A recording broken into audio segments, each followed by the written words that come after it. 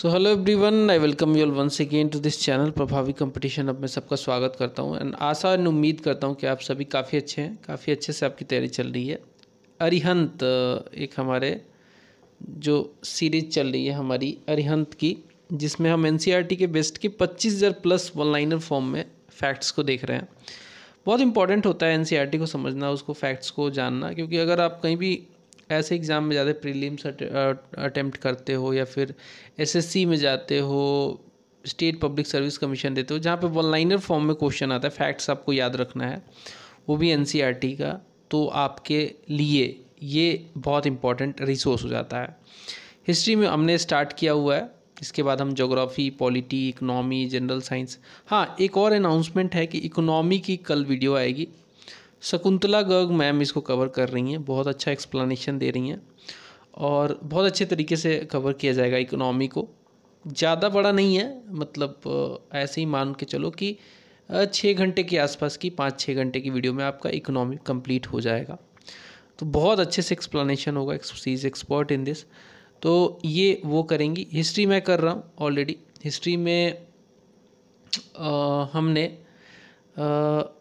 Ancient तो complete कर दिया है, मास्टर वीडियो भी आ चुकी है। अब हम इसमें मिडाइवल की तरफ बढ़ चुके हैं और 2-3 वीडियो ऑलरेडी आ चुकी हैं इस पर भी। तो चलिए बात करें इस पार्टिकुलर टॉपिक में हम क्या देखने वाले हैं। तो इसमें हम देखेंगे Vijayanagar, Bahmani and other kingdom. उससे पहले एक छोटा सा टॉपिक है जिसको मैं इसमें ही कवर कर दूंगा, दिल्ली सल्तनत एडमिनिस्ट्रेशन, सोसाइटी, आर्ट और रिलीजन जो रहा था सल्तनत पीरियड में, वो भी कवर कर देंगे। तो ये 2 टॉपिक हमारा कवर होगा। 41 से लेकर 47 तक पेज कवर करेंगे, ठीक है। तो चलिए स्टार्ट कर देते हैं सीधा। चैनल पर नए हैं तो ज़रूर सब्सक्राइब कीजिए, बेल आइकन को ज़रूर प्रेस कीजिए ताकि मेरे लेटेस्ट वीडियोस का नोटिफिकेशन आपको मिलता रहे, ठीक है। बहुत इंपॉर्टेंट है गाइज, ये कर लेना। मुद्दे पे आते हैं, सीधा चलते हैं हम। हाँ, दिल्ली सल्तनत एडमिनिस्ट्रेशन, दिल्ली सल्तनत का एडमिनिस्ट्रेशन, सोसाइटी कैसी थी उस समय सल्तनत पीरियड में, और उस समय आर्ट और रिलीजन का क्या सीन था उसको देखेंगे। तो एडमिनिस्ट्रेशन की बात करें अगर दिल्ली सल्तनत की, तो पहला सवाल आता है, what is the name of highest council in which only most trusted officials allowed to sit with sultan. तो हाईएस्ट काउंसिल का नाम था मजलिस आम, मजलिस आम बोलते थे, या फिर मजलिस खलवत। मजलिस आम या फिर मजलिस खलवत एक ऐसा काउंसिल था जो कि हाईएस्ट इन नेचर था और जहाँ पे सुल्तान के साथ कुछ ऑफिशियल्स आके बात करते थे, कुछ ट्रस्टेड ऑफिशियल्स ओनली। ये कुछ एडमिनिस्ट्रेशन का सबसे टॉप लेवल कह सकते हैं सल्तनत पीरियड में। डिपार्टमेंट ऑफ रेवेन्यू जो था and farmers and finance, sorry, department of revenue and finance जो था इन सल्तनत पीरियड इज़ कॉल्ड, इसे क्या बोला गया, इसे दीवाने विजारत बोला गया है। तो ये बहुत पूछा जाता है कि सल्तनत पीरियड में कौन से डिपार्टमेंट को क्या बोला जाता था। तो रेवेन्यू और फाइनेंस डिपार्टमेंट को दीवाने विजारत बोला गया है, एक फैक्ट है, याद रखिएगा। What is head of military department called in सल्तनत पीरियड? आंसर होगा अरीज ए मामुलिक। अरीज ए मुमालिक बोला गया है किसको? Head of military department called सल्तनत पीरियड में अरीज ए मामुलिक। दीवाने अर्ज क्या डिपार्टमेंट था भैया? बहुत इंपॉर्टेंट है। दीवाने अर्ज को बोला जाता था डिफेंस का department. What do you mean by दीवाने रिसालत? दीवाने रिसालत था डिपार्टमेंट ऑफ रिलीजियस अफेयर को दीवाने रिसालत बोलते थे। चलिए ये बातें हमने देख ली। दीवाने, फिर इंसा क्या था? दीवाने इंसा सल्तनत पीरियड में क्या हुआ करता था? तो ये डिपार्टमेंट था स्टेट कॉरेस्पॉन्डेंस का। दीवाने इंसा जो था ये एक डिपार्टमेंट था ऑफ स्टेट कॉरेस्पॉन्डेंस। वही अगर बात करें फवाजिल, फवाजिल इन सल्तनत पीरियड का मतलब क्या होता है? फवाजिल, फवाजिल या फिर फाजिल कह सकते हैं। हमारे यहाँ जैसे मेरे दादाजी बोलते थे, उनका ये वर्ड था फाजिल, फाजिल बोलते थे, कितना फाजिल है ऐसे करके बोलते थे, पूछ लेते थे। मतलब बोलते थे कि 10 रुपये से कितना फाजिल है। कुछ सिक्के दिए उन्होंने मुझे, तो मैं बोला कि 10 रुपये से कितना फाजिल है, ये तो 12 रुपये है। तो बोला 2 रुपये फाजिल है। तो फाजिल सल्तनत पीरियड का वर्ड है जो कि अभी तक लोग यूज़ करते थे। अब मेरे दादाजी तो हैं नहीं, अब वो वर्ड भी उनके साथ शायद दफन हो गया। खैर, excess amount paid to the exchequer by iqtadar is called fazil. खैर इम्पॉर्टेंट पोस्ट देखते हैं सल्तनत पीरियड में, तो प्राइम मिनिस्टर या फिर फॉरेन मिनिस्टर को वजीर बोला जाता था सल्तनत पीरियड में। आपने कभी चेस खेला होगा, पता नहीं खेला है कि नहीं, खेलते हो तो मैं खेलता था, अभी इनफैक्ट खेलता भी हूँ। तो जैसे ना हिंदी में जो लोग मतलब कुछ लोग ना वजीर यूज़ करते हैं, किसको वजीर किसको यूज़ करते हैं, वजीर होता है जो रानी होती है ना, उसको वजीर बोला जाता है। रानी जो होती है उसमें वजीर बोला जाता है, राजा को तो राजा ही बोलते हैं। और ऐसे ही फिल करके एक वर्ड है, फिल ऊँट को बोलते हैं, ठीक है, फिल ऊँट को बोलते हैं। तो ऐसे कुछ वर्ड हुआ करते थे, सल्तनत पीरियड से ओरिजिन है। वजीर सल्तनत पीरियड में प्राइम मिनिस्टर या फिर फॉरेन मिनिस्टर को बोलते थे। दीवाने रिसालत, ये फॉरेन अफेयर्स मिनिस्टर को बोला जाता था, दीवाने रिसालत। सदर ये बोला जाता था, मिनिस्टर ऑफ इस्लामिक लॉ को सदर बोला जाता था। दीवाने इंसा कॉरेस्पॉन्डेंस मिनिस्ट्री का नाम था। दीवाने Areej defence and war ministry को बोलते थे। और कुआज अल कुजत ये बोलते थे मिनिस्ट्री ऑफ जस्टिस को। कुआज अल कुजत मिनिस्ट्री ऑफ जस्टिस को बोलते थे। अब देखिए यहाँ पे पूछा जा रहा है कि Turks divided country into number of tracts called. तुर्कों ने कंट्री को डिवाइड किया गया था तुर्कों के द्वारा ट्रैक्ट्स में, इसको इक्ता बोला गया था। आज की डेट में जैसे भारत में स्टेट्स है ना, उस समय का जो डिवीज़न था वो इक्ता में हुआ करता था। इक्ता में तुर्कों ने इसको डिवाइड किया था कंट्री को बेटर गवर्नेंस के लिए, थोड़ा एडमिनिस्ट्रेटिव कंट्रोल के लिए इक्ता में। Who is responsible for the law and order and collection of taxes in iqta, तो ये इसके लिए मुक्ति को नियुक्त किया जाता था। मुक्ति को इक्ता में टैक्सेस को कलेक्ट करना, वहाँ पे लॉ एंड ऑर्डर को मेंटेन करना, ये सब के लिए काम के लिए मुक्ति को ये टास्क दे रखा था। Who were the munsifs, munsifs जो थे they were in charge of revenue collection. तो मुंसिफ्स जो थे वो दे वर इन चार्ज। आज भी मुंसिफ टर्म यूज होता है, सल्तनत पीरियड का टर्म है लेकिन चूंकि कल्चर का पार्ट बन चुका है तो अब धीरे धीरे कम हो गया हालांकि, लेकिन आज भी यूज होता है कहीं कहीं। The term nazir and waquf are often used for official responsible for collecting revenue in the province. Who is the head of district administrator, तो ये सिकदार को head of district administration shiqdar नाम से पुकारा जाता था इनको। District were divided into villages called, ये प्रगनाज में बटे थे। जो डिस्ट्रिक्ट्स थे वो they were divided into villages, they were called parganas. और एक आपने सुना होगा 24 परगना का नाम, जो कि वेस्ट बंगाल में एक डिस्ट्रिक्ट है। तो अभी भी प्रगनास एक जगह दिख जाता है आपको, ठीक है। So districts were divided into villages called, villages को प्रगनास बोला जाता था। And pargana of 100 village named as, इसको 100 विलेज को प्रगना को बोलते थे सदी। द टर्म फौजदार आज भी यूज़ होता है ना, फौजदार यूज हुआ करता था चीफ प्रगना ऑफिसर के लिए। चीफ प्रगना ऑफिसर के लिए फौजदार यूज हुआ करता था। Who where muqaddams in sultanate period, they were village हेडमैन्स। जो मुकदम थे वो विलेज के हेडमैन हुआ करते थे। ये सब इंपॉर्टेंट फैक्ट्स है। इंपॉर्टेंट एडमिनिस्ट्रेटिव टर्म्स ऑफ सल्तनत पीरियड देख लें तो एडमिनिस्ट्रेटिव टर्म एक अमीर कोह है। अमीर कोह का मतलब होता है officer in charge of agriculture. अमीर कोह की बात करें तो इसका मतलब होता है officer in charge of agriculture. वही अगर बात करें बरीद की, तो बरीद एक एडमिनिस्ट्रेटिव टर्म है जिसका मतलब होता है intelligence officer appointed by a state to collect information. Intelligence officer हुआ करता है बरीद, हुआ करता था इनफैक्ट उस पीरियड में, appointed by state to collect information. Diwan क्या था, diwan was the office and this was the central secretariat का ऑफिस था दीवान। जागीर बोलते हैं ना कि ये तुम्हारे बाप दादा की जागीर है क्या, तो जागीर के मतलब क्या होता है। जागीर का मतलब होता है a piece of land assigned to government by a state. A piece of land assigned to a government officer by the state. उस समय हुआ करता था कि भैया कोई गवर्नमेंट में काम कर रहा है तो उसको कुछ लैंड दे दिया गया स्टेट के द्वारा। स्टेट मतलब कि जो शासन में है, सल्तनत पीरियड का जो स्टेट है उसमें उसको एक गवर्नमेंट ऑफिसर है, उसको कुछ लैंड दे दिया गया जागीर के तौर पे, तो वो जागीर बोला जाता था। खुट्स क्या थे, खुट्स वे द विलेज हेडमैन और रेवेन्यू कलेक्टर। खुट्स जो थे वो विलेज हेडमैन या फिर रेवेन्यू कलेक्टर को बोला जाता था। मजलिस खास बोला जाता था। A meeting of king and high officers को बोला जाता था मजलिस से खास। अब देख लेंगे इकोनॉमी एंड सोसाइटी कैसी थी दिल्ली सल्तनत पीरियड में।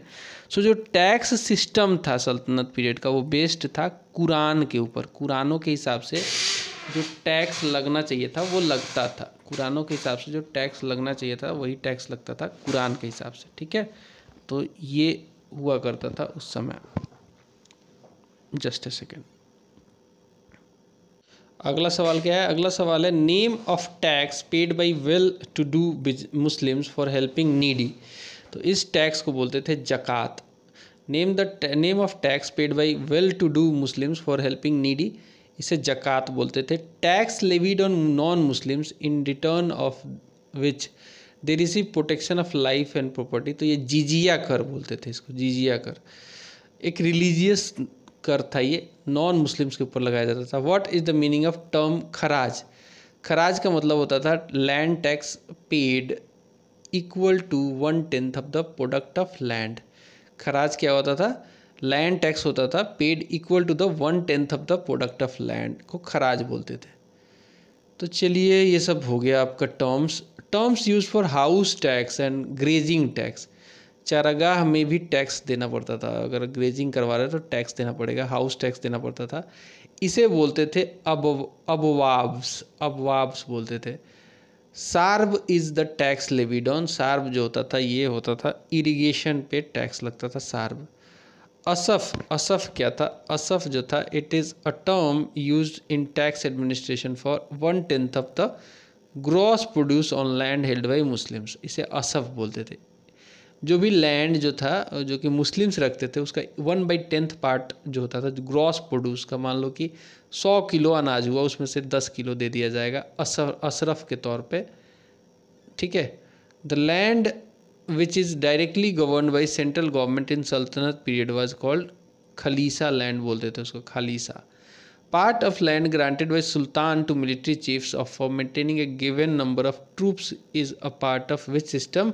तो ये इक्ता सिस्टम का पार्ट था। इक्ता क्या था? इक्ता में हम देख रहे थे, हमने पढ़ा कि इसको किसी पर्टिकुलर एरिया को डिवाइड कर दिया गया एडमिनिस्ट्रेटिव जोन में, और वहाँ पे जो एक सुल्तान रखा गया, सुल्तान ने जिस मिलिट्री चीफ को रखा, सॉरी, उसको बोला कि ठीक है तुम भैया इतने मेंटेन करो ट्रूप्स, मान लो कि 5000 ट्रूप्स तुमको मेंटेन करना है, तो इसके लिए खर्चा तो आएगा। तो कुछ पार्ट ऑफ लैंड उसको दे दिया जाता था कि ठीक है इसका खर्चा निकालने के लिए ये लो लैंड का पार्ट और इससे इनका खर्चा निकालो। अरघट्टा इज टर्म यूज फॉर, ये हुआ करता था water wheel used in irrigation of land, इसको अरघट्टा बोलते थे। वाटर व्हील जो होता है ना, ऐसे जो ऐसे अगर पानी निकलता है ऐसे घुमाओगे तो ऐसे पानी ऐसे ऐसे घूमता रहता है व्हील के साथ, ये water wheel used in the irrigation of land.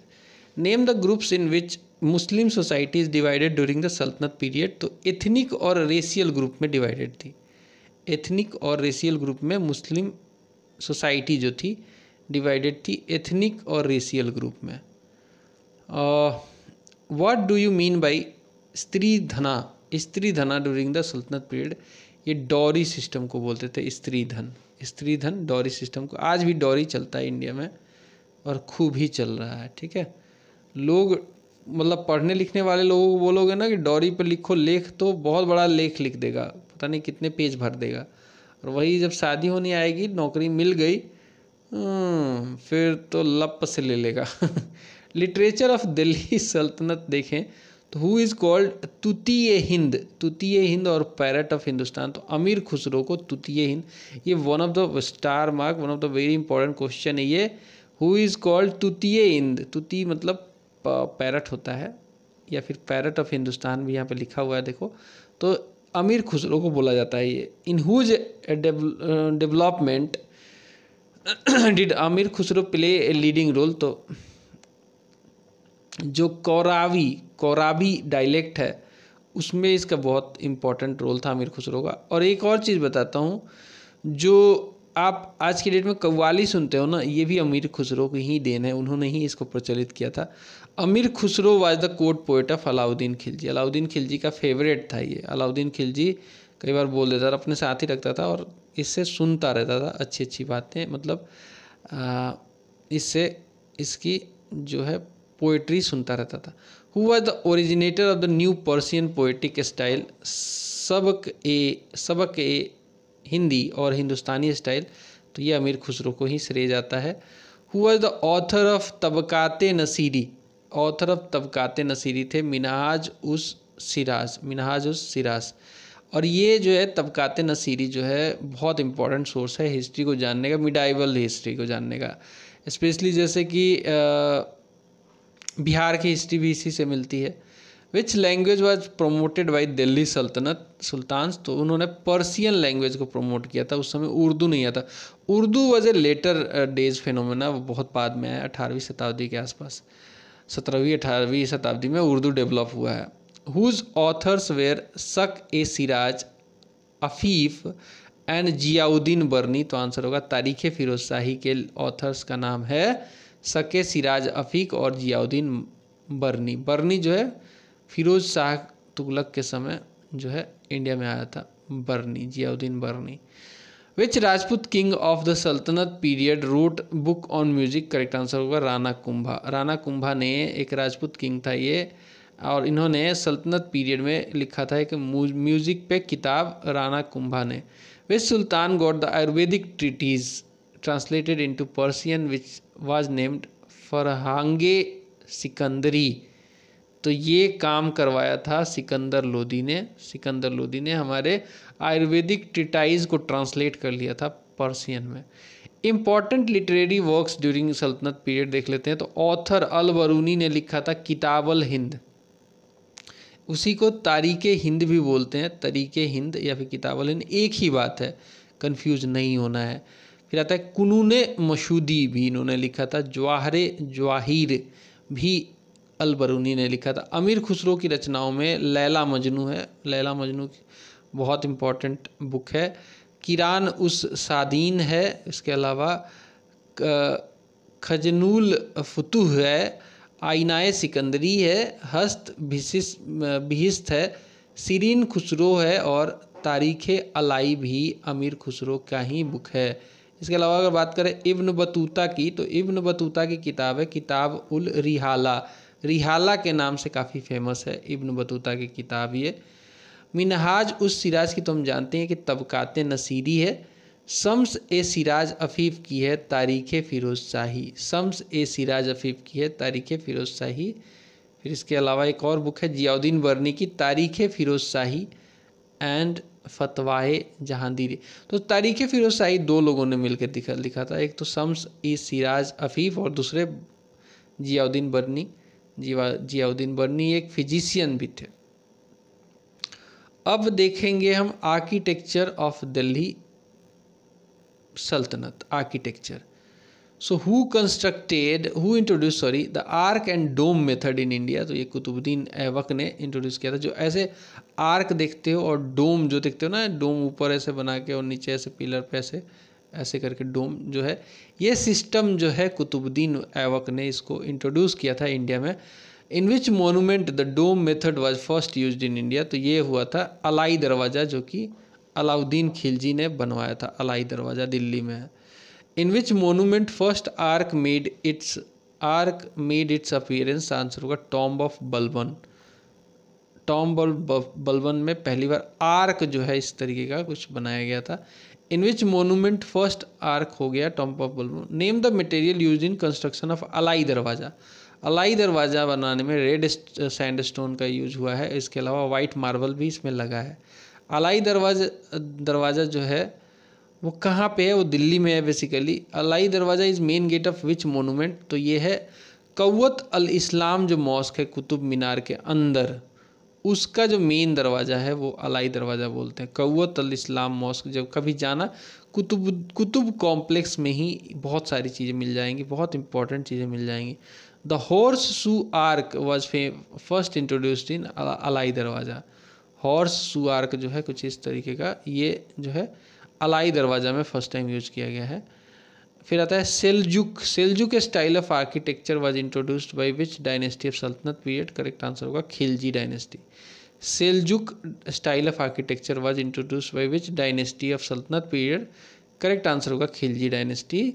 अगला सवाल है हौज खास, हौज खास जो है या फिर हौज ए अलाई टैंक जो है ये किसने बनवाया था? ये अलाउद्दीन खिलजी ने बनाया था और ये भी दिल्ली में है। हौज खास एक एरिया ही है, कभी जाना, पिक्चर भी देखना, इसका इंटरनेट पे पिक्चर भी दिख जाएगा। The tomb of Ghiyasuddin Tughlaq was built by, इसको बनवाया था मोहम्मद बिन तुगलक ने। गियासुद्दीन तुगलक जो था वो फाउंडर था तुगलक डायनेस्टी का, और उसका टॉम्ब किसने बनवाया था? मोहम्मद बिन तुगलक ने। हु बिल्ट कोटला, फिरोज शाह कोटला वाला कोटला, एंड हौज खास इन दिल्ली। तो ये दोनों जो है हौज खास और कोटला जो है, ये दोनों हौज खास और कोटला फिरोज शाह तुगलक, हौज खास और हौज खास अलग है, ठीक है, हौज ए खास और हौज खास अलग है। ऑक्टागोनल टॉम्ब वाज, ऑक्टागोनल मतलब 8 शेप्ड में, octagonal tomb was introduced in the period of Tughlaq dynasty. Name the first octagonal tomb in India, तो ये है टॉम्ब ऑफ खाने जहान तिलंगानी। अगला क्वेश्चन है double domes, double domes were introduced during the period of Lodi dynasty. Double domes, where is Baba Gumbad situated, तो बाबा गुम्बद जो है लोधी गार्डन दिल्ली में सिचुएटेड है। इन हुज टेन्योर बाबा गुम्बद वाज बिल्ट, तो ये सिकंदर लोधी के पीरियड में बनाया गया था बाबा गुम्बद को। अब आएगा Vijayanagar empire, Bahmani and other kingdoms, ठीक है। तो इस पार्टिकुलर टॉपिक को गाइज हम अगले वीडियो में देख लेंगे, बिकॉज वीडियो बहुत बड़ी हो जाएगी और अभी रात भी काफ़ी ज़्यादा हो गई है। कोई बात नहीं, अगले वीडियो में देख लेंगे। बाय बाय, चैनल को ज़रूर सब्सक्राइब कीजिए, बाय।